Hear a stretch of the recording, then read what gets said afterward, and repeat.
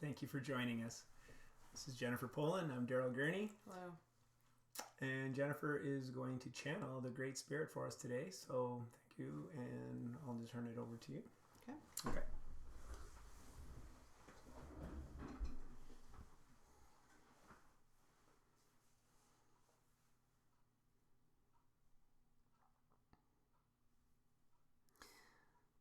The arising desire and urge to know and to connect to more than what you know yourself to be at this current place in your human history is the soul's call, calling you home. This call has been faint for some time, but the growing volume of this calling your soul home is ever increasing as the thinning of the veils to the great divine spirit is awakening. This urge to know who you truly are, your divine nature, is what compels you to seek, to learn, and to grow in this very incarnation that you find yourself in. Without asking these questions, the divine cannot interfere in your life. Your day-to-day may seem flat, colorless, or may contain much struggle. When one does not ask these very poignant and critical questions, one cannot hear the answers. The time has come for you to begin to ask these questions and listen for the answer. The answer will be available to you in many forms. It will be seen in the mirror within, the mirror in relationship, the mirror in your environment, and the mirror in nature. For the mirror is the gift of reflection of the truth. Sometimes the mirror can reflect difficult images, feelings, or knowings. This is not a time to turn away, but to move towards. The courage to move towards is the courage to know the truth, and the truth will be the first place to begin your self-realization of who you truly are, divine. For divinity often is found beneath the dark, but the unwillingness to go beyond the dark will be failure to see your light. Your light, this ever-burning candle, is like the sun that speaks or radiates from your heart and is seen in your environment, warming, bathing you, giving you food, nourishment, and energy. This example of your externalized light can be found within your own inner being. This inner being, however, waits silently for you to discover its messages. The need to be silent and still will give you the clarity to hear its whispers. There is a time in the day that is most conducive to hearing the silent voice. The early mornings, the wee mornings, and the late evening, the veils are very thin, and you can get closer to your soul than ever. Take this time to cultivate a relationship with self. As it sandwiches your day, it creates the creative impulse that arises in the morning and the reflective, contemplative learning and understanding of what was experienced and learned or navigated at the end of the day brings resolution, peace, and understanding. When one meets the rising and the falling of the sun, it is like the in-breath and out-breath of your soul. Allow your soul to speak to you during these very wonderful and luminescent times, for it has much to say and convey. The soul does not speak in words, but speaks in images, feelings, knowings, and impulses. Your job is only to create the space to meet its voice. What you take with you from these most loving and gentle meetings will be the action steps that unfold in your day. They will be the information that you need to take into your day that will serve to bring information that will help meet challenges, relationships, situations, and tests that unfold during the day. This is what the soul can bring to the ego, which is support. As you activate the soul's nudges and creative impulses, you will find that your life will begin to feel more fluid, gentle, and flowing. The synchronicity that unfolds from activating the soul's intuitive understanding will be further and deepening inspiration.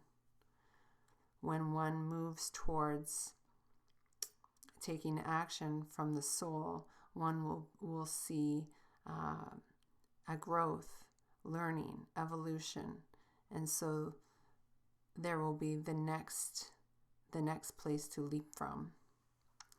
Each step will seem like an expansion from the previous. Excitement will return and hope will be present. Your life will become that colorful expression that the canvas seeks to express under the artist's pen and brush. For you to have the life that your soul wishes for you to experience, you must begin to awaken to its messages. Having a day go by without meeting yourself, your truest nature, your true being, morning and evening, would be folly, for you are not listening to the wisest. It would be like not listening to the wisest elder in the room, for they have your greatest heart's desires held in such gentle, sacred ways, and know your innermost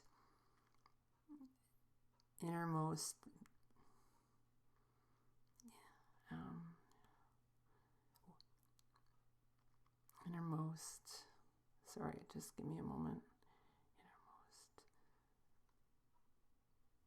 I want to use the word desires again, that it wishes to express and experience. It is important that you cultivate this relationship with self so that you can hold that space for the children that you are in care for. When you are gifted children and are in care for children, teaching and modeling this relationship to self will be the greatest way to impart true leadership, teaching, and support in their self-development and growth.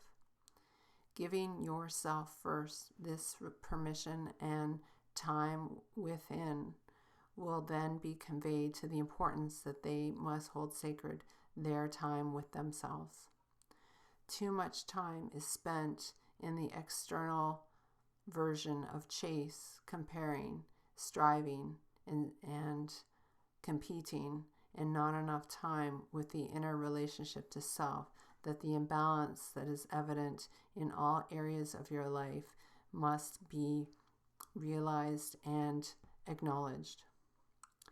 Taking responsibility for this imbalance and the current state of the environment and economic situation in the world will best be understood when it is seen within first.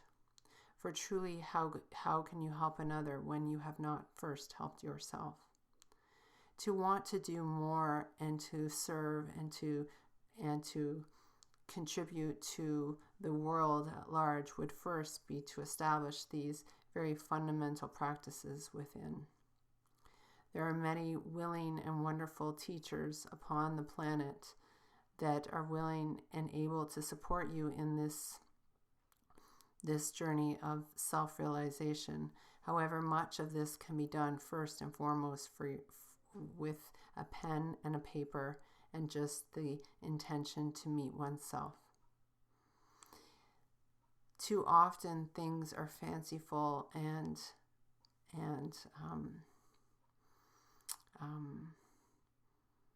charming or glamorous, are not really the grit that the soul seeks to express. The soul is simple in its nature and seeks only for you to be present with it in the morning and the evening. Offering yourself just a few minutes, if that is all that is afforded, is enough to impart some of the deepest wisdom that you will ever come to understand in yourself. It is not needed to be lengthy or fancy, but honest and committed. When you meet the Great Spirit, your soul, in that space, you will come to understand the true meaning of what it means to be embodied and human. To allow the vessel, this temple that you have, your body, to house this soul within you, to walk upon this sacred garden, this earth, you will come to know its value and its pleasures by meeting oneself.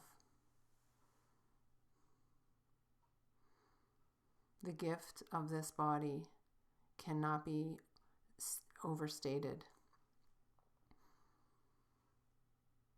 The sacredness of this garden cannot truly be understood until you meet your soul.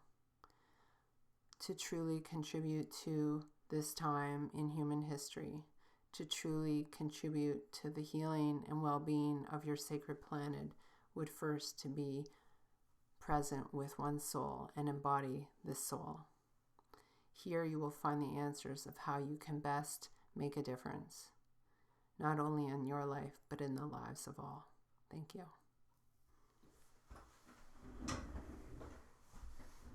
Wow. Thank you. That was incredible.